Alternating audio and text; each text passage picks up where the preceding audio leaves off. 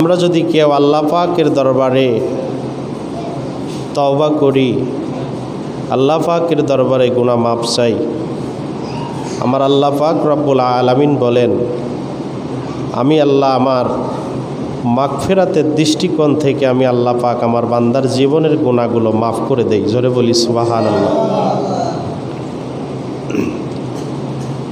তার মানে আল্লাহ পাক সবসময় বান্দার মাফের জন্য অপেক্ষা করে।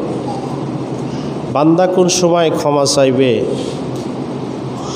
আল্লাহ পাক সেই অপেক্ষায় বান্দার দিকে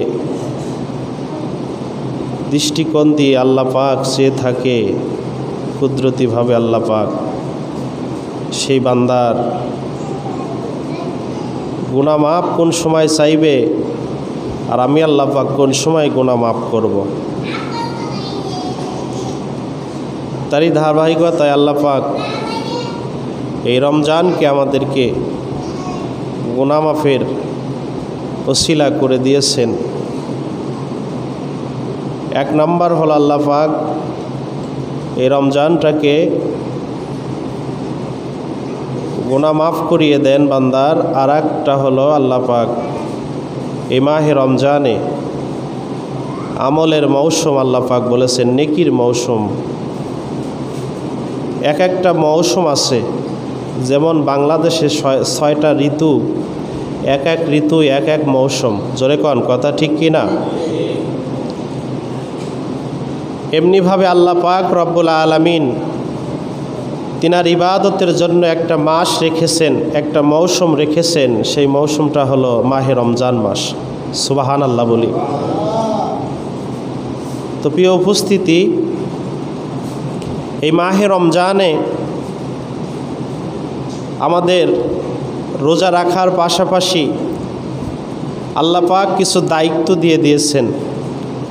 সেই দায়িত্বগুলো হলো মাহে রমজানে আল্লাহ পাক জাকাতকে আল্লাহ ফরজ করে দিয়েছেন। রোজা রাখার পাশাপাশি আল্লাহ পাক জাকাতকেও ফরজ করেছেন। এই জন্য আমরা ইবাদত, আল্লাহর বন্দিগি, নামাজ এর রোজার পাশাপাশি আমরা জাকাতের দিকেও খুবই গুরুত্ব দিব। কারণ জাকাত শব্দের অর্থ হলো পবিত্রতা। সুবহানাল্লাহ বলি। এবং জাকাতের আবিধানিক অর্থ বুঝিয়েছেন যে মাল বৃদ্ধি করা। যেই মালের জাকাতটা দিবেন সেই মালটা আল্লাহ পাক বৃদ্ধি করে দেবেন। আমাদের দৃষ্টিকোণ থেকে আমরা দেখি যে জাকাত দিলে মাল কমে যায়। জোরে কন, ঠিক কি না? কিন্তু আল্লাহ পাক বললেন জাকাত দিলে আমি আল্লাহ পাক মাল বৃদ্ধি করে দেই। মারহাবা কইতেন না? তার মানে বোঝা গেল যে আমাদের দৃষ্টিকোণ আর আল্লাহর দৃষ্টিকোণ এটা এক না। আমরা হিসাব করে দেখি যে কেউ যদি আমরা 50 লক্ষ টাকা আমরা জমা করে রাখি একটা বছর, 50 লাখ টাকায় 1,25,000 টাকা একটা বছরে জাকাত আসে। জাকাত যদি 50 লাখ টাকা এক বছর আমরা মজুদ করে রেখে দেই, তাহলে একটা বছরের মধ্যে ওই 50 লাখ টাকা থেকে 1,25,000 টাকা জাকাত আসে। এখন 50 লাখ টাকা থেকে যদি 1,25,000 টাকা জাকাত দিয়ে দেই, ওই 50 লাখ থেকে টাকা কমলো নাকি বাড়লো? জোরে বলেন, কমলো না বাড়লো? এখন আল্লাহ বলতেছেন যে তোমরা যদি জাকাত দাও আমি আল্লাহ তোমাদের মাল বৃদ্ধি করে দেব। আর আমরা হিসাব করে দেখলাম একটা বছর পরে যদি জাকাত দেয় আমাদের মাল কমে যাইতেছে। তাহলে আমাদের হিসাব আর আল্লাহর হিসাব এক না। কথা বলেন, ঠিক কি না? প্রিয় উপস্থিতি, আল্লাহ পাক রব্বুল আলামিন কোরআন শরীফের মধ্যে 82 জায়গায় আল্লাহ পাক নামাজের কথা বলেছেন, আর 29 জায়গায় আল্লাহ পাক জাকাতের কথা বলেছেন। নামাজের পাশাপাশি আল্লাহ জাকাত বলেছেন। যেমন আল্লাহ বলতেছেন বিসমিল্লাহির রহমানির রহিম ওয়া আকিমুস সালাতা ওয়া আতুজ যাকাত। আমার আল্লাহ পাক পবিত্র আয়াতে কারিমার মধ্যে বলতেছেন তোমরা সালাত কায়েম করো এবং যাকাত আদায় করো, যাকাত প্রদান করো। এখন আমরা বুঝলাম সালাত আল্লাহ পাক কায়েম করতে বলল আর যাকাত আদায় করতে বলল। এখন যাকাতটা কি এইটা আমাদের জানতে হবে।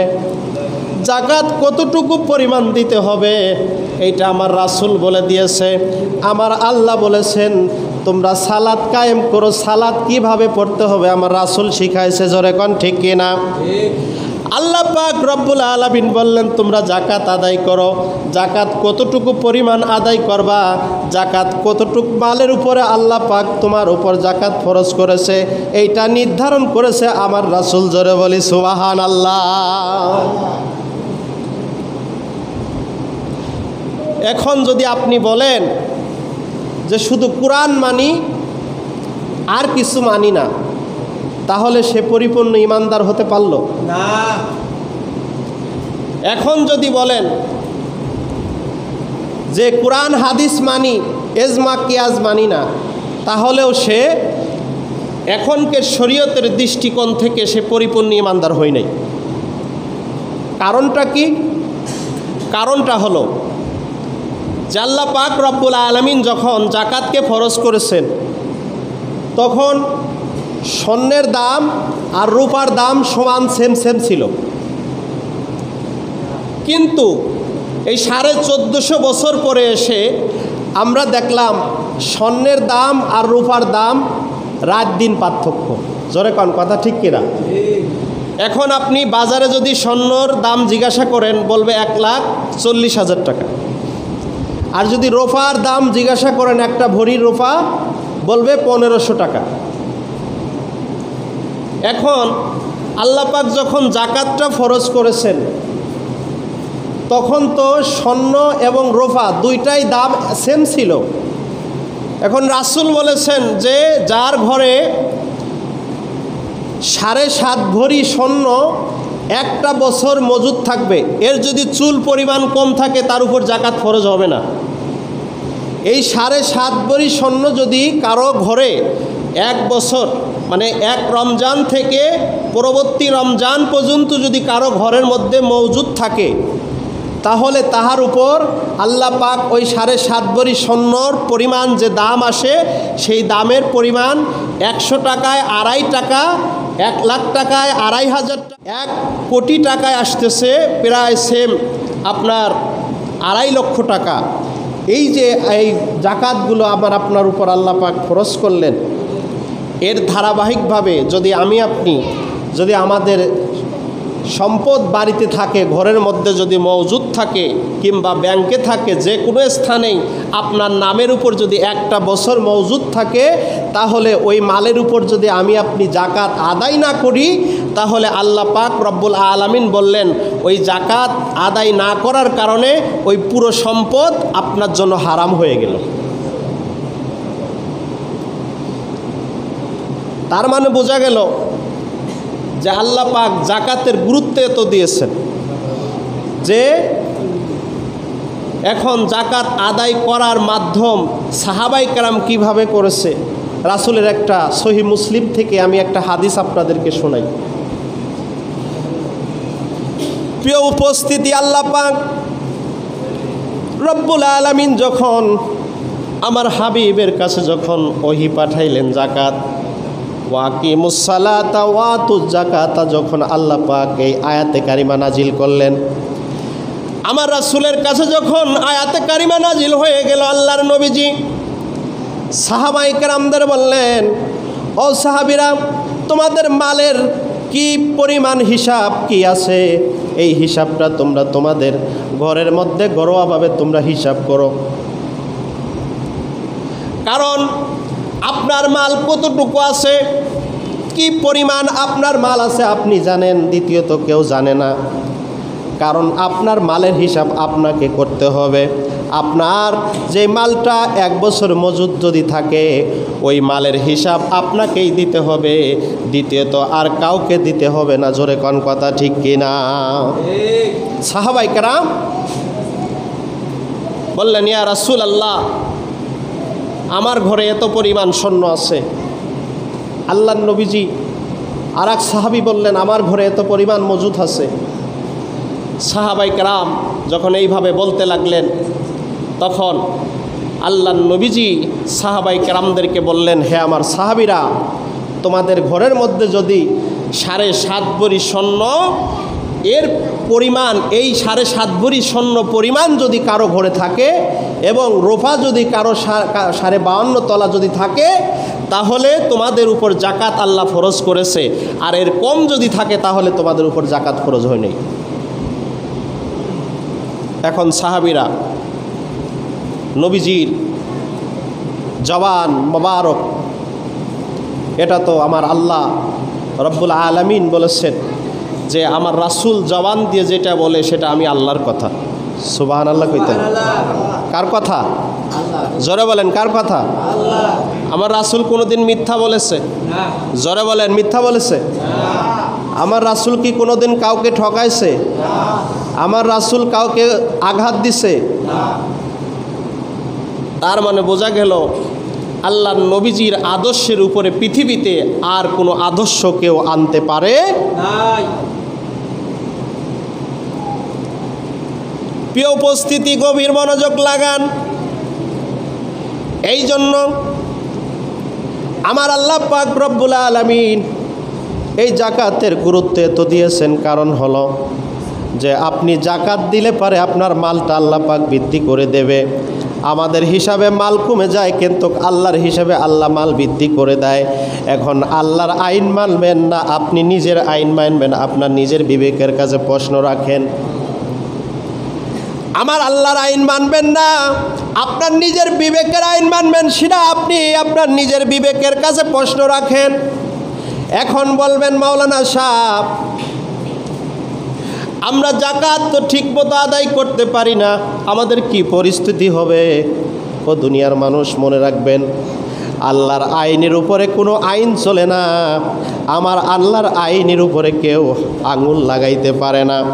আমার আল্লাহর আইন যদি আমার আল্লাহ যেইটা ফরজ করেছে ওটা ফরজ হিসেবে যদি কেউ মানতে পারে তাহলে সে ইমানদার হতে পারবে, আর যে মানতে পারবে না সে বেঈমান হয়ে কবরে যাবে। জোরে কোন কথা ঠিক কিনা? কেউ যদি রাসূলের, আল্লাহ এবং আল্লাহর রাসূলের আইন মেনে দুনিয়াতে যদি জীবনটা পরিচালনা করে কবরে যাইতে পারে সে ইমানদার হয়ে যাবে, আর কেউ যদি যাইতে না পারে সে বেঈমান হয়ে কবরে যাবে। এখন আমি আপনি প্রশ্ন করি, আমার নিজের বিবেকের কাছে আমি আপনি প্রশ্ন করি যে আমার ঘরের মধ্যে, আমার ব্যাংকের মধ্যে আমার সম্পদ কত আছে এটা আপনি ছাড়া, আমি ছাড়া আর কেউ জানে না। আমার সম্পদ কত আছে, আমার ব্যাংকের মধ্যে কত টাকা আছে আমি জানি। আপনার ব্যাংকে কত টাকা আছে আপনি জানেন। বাবা, গভীর মনোযোগ লাগান। আপনি যদি টাকা ওই আপনার 50 লাখ টাকা থেকে যদি আপনি 1,25,000 টাকা যদি আপনি জাকাত দিয়ে দেন, আপনার বাকি টাকা আপনার জন্য হালাল হয়ে যাবে।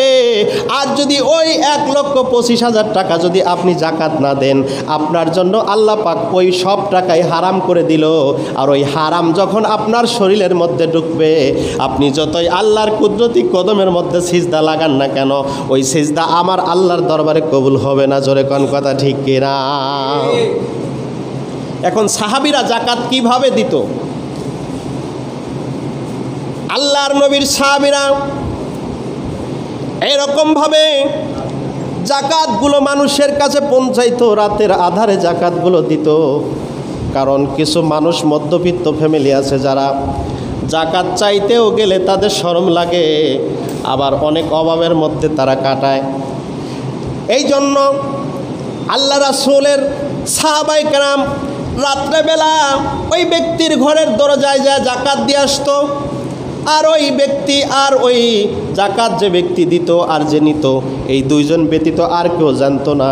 এই জন্য আল্লাহর নবীর সাহাবায়ে কেরাম যেভাবে জাকাত আদায় করেছে, আমাদেরকেও সেইভাবে জাকাত আদায় করতে হবে। জোরে কোন কথা ঠিক কিনা? আমরা তো এখন বাজার থেকে মোটামুটি কিছু কাপড় চোপড় কিনে এনে 2-4 জন গরিব মানুষকে একখানে দাঁড় করায়া কিছু কাপড় হাতে দিয়ে, কিছু লুঙ্গি হাতে দিয়ে আমরা সুন্দর করে একটা ছবি তুলে আমরা ফেসবুকে ছেড়ে দিই, প্রচার করে দিলাম কি যে আমি জাকাত দিছি। কিন্তু সাহাবায়ে কেরাম কিভাবে জাকাত দিছে দেখেন, যে রাতের আধারে ওই ব্যক্তির ঘরে যায়া, যে একটা ওই ব্যক্তি চাইতে পারতেছে না, দিনের বেলায় যদি আমি জাকাত দিতে যাই, কেউ যদি দেখে ফেলে, ওই ব্যক্তি লজ্জাতে শরমে ওই ব্যক্তি জাকাত নিবে না। কিন্তু রাতের আধারে যদি আমি ওই ব্যক্তিকে দেই, ওই ব্যক্তি ওই জাকাতটা গ্রহণ করবে। এই জন্য সাহাবায়ে কেরাম রাত্রেবেলা জাকাত দিত, ওই ব্যক্তির ঘরের দরজায় যায়া জাকাতটা দিয়ে আসতো। আমাদের এইভাবে জাকাত যদি আদায় করি, সাহাবায়ে কেরামের সুন্নত আদায় হয়ে যাবে। সুবহানাল্লাহ। এই জন্য আমরা সবাই চেষ্টা করব জাকাতগুলো পরিপূর্ণভাবে দেওয়ার। আর একটা হলো ফেতরা। এই ফেতরাটা হলো যে ধার্য হয়েছে, এবার ফেতরার কিছু নিয়ম আছে, হাদিসের মধ্যে এসেছে গম এবং জব, ঠিক আছে, এই আটা, এরপর এটা হিসাব করে যদি আপনি বাজার যান, সেই দাম পরিমাণ যেই পরিমাণ আসে, সেই করেন যে না আমি আটা দিয়ে দিব, গম দিয়ে দিব, সেটাও আদায় হয়ে যাবে। আবার যদি মনে করেন না সেই পরিমাণ আমি টাকা দিয়ে দিলাম, তাহলে তার জন্য ফেতরা 110 টাকাও দিয়ে দেন, তাহলেও ফেতরা আদায় হয়ে যাবে।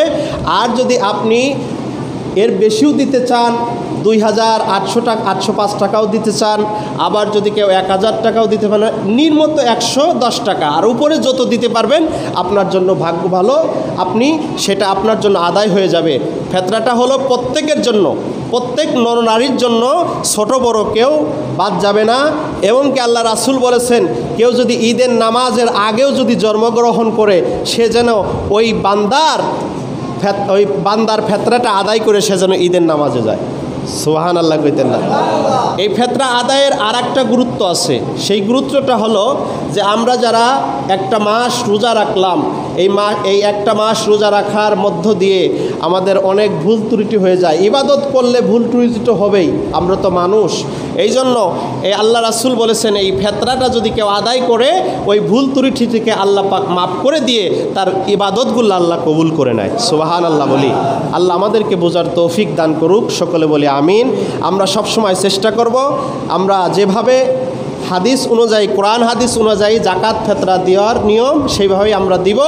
এবং আমরা সবসময় চেষ্টা করি, আরেকটা মাসালা, গুরুত্বপূর্ণ মাসালা, যারা ব্যবসা করেন, মনে করেন আপনি 10 লাখ টাকা নিয়ে আপনি এই রমজানে আপনি ব্যবসা শুরু করছেন, পরবর্তী রমজান পর্যন্ত আপনার 10 লাখ টাকা আপনার বৃদ্ধি হয়ে 15 লক্ষ টাকা হয়েছে।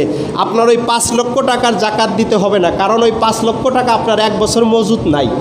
কিন্তু আপনি যেই 10 লক্ষ টাকা দিয়ে আপনি ব্যবসার মধ্যে ঢুকছেন, আপনি একটা বছর হিসাব করে দেখলেন আমার 10 লক্ষ টাকায় মজুত আছে, আরও কি আমার 5 লক্ষ টাকা লাভ হয়েছে। আপনি ওই 5 লক্ষ টাকার জাকাত আপনার আদায় করতে হবে না।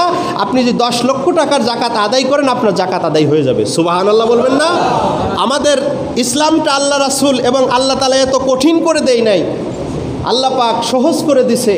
আমরা সব সময় চেষ্টা করব এর জাকাতগুলো এবং ফেতরাগুলো আদায় করার। আল্লাহ আমাদের বোঝার তৌফিক দান করুক, সকলে বলি আমিন।